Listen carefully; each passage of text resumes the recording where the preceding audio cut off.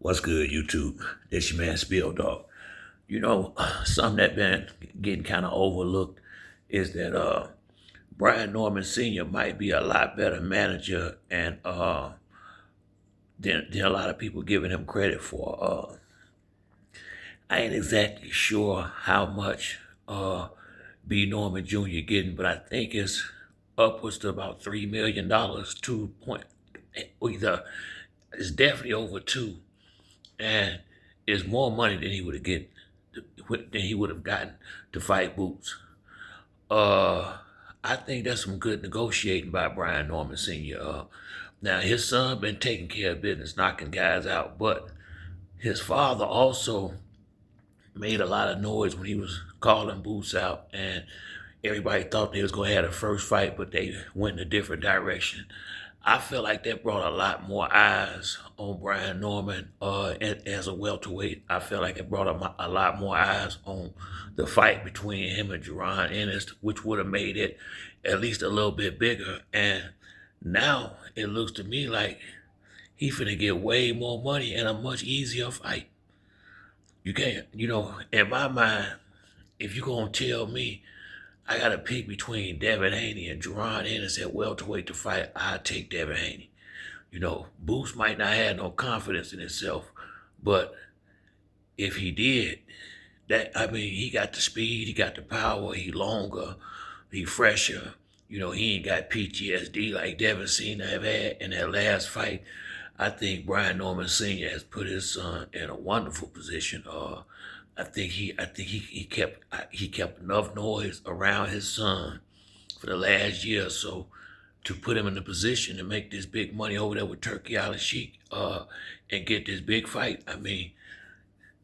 These millions of dollars we talking about, and once again, they was only gonna get I think 1.8 to fight Boots. I think they might even double it in this fight with Devin Haney in a much more winnable fight, in my opinion. I think Brian Norman had a chance against Jerron Ennis, but it would be hard for me. And I'm with Norman Jr., but at that particular time, especially at that time, it would have been hard for me to take him over Boots. I'm just being honest. I wanted his father to do just what he did. I'm on record saying it. When he won a title, take a couple. I didn't think he need to run straight into no fight with Jerron Ennis. Let him have a couple of fights, which he have, and then put him in a big show, and that's where we at now. And then it kind of got gravy. It put like this: ain't nowhere in the hell you telling me Devin is a harder fight than Boots. Even though Boots might not have no confidence in himself, I still think he a hell of a fighter. I think he bigger, he stronger, might be faster, and a whole lot fresher. So I think this is some hellified negotiating and some good business on Brian Norman Senior part, and I think that's getting overlooked by a lot of people. You know, that's one of the big advantages that I don't know why don't realize the man father was a fighter. So that's what give me the confidence that he'll be able to cut that ring off and fight Devin. I think his dad will know how he need to train him and how he need to get him ready for what he gonna have to do. Cause Devin is not gonna stand in front of him long. He gonna, if we'll put it like this, I wouldn't expect him to. I would expect him to be moving and trying to get off flurries and move. And I paid enough attention to Brian Norman Jr. feet. I think he don't waste no energy, but he do look nice and athletic to me. I think with the proper sparring partners and the proper training, he could cut that ring off good enough where he can get them big shots off. And if I'm his daddy, in the first round, I'm sicking him on him. Go get him. Go get him. Let's find out where his chin at and where his head at in the first round. Get on that motherfucker immediately. Go get him. And I can't wait till that fight come out. That's gonna be a good one. But yeah, man, I just feel like uh B. Norman Senior need to get some credit for doing some finesseful negotiating to get his son in the position he is. True enough, his son winning and knocking people out got a lot to do with it too. But you can't tell me him going back and forth with Greg Hackett and and on Mill City and all that ain't help with this situation getting the way it is. You got more eyes on him, and they kept the chatter going. And I feel like everything he did worked to him and his son's benefit. And I got a lot of respect for that. Instead, a lot of people criticized him for not taking a fight with Jerron Ennis.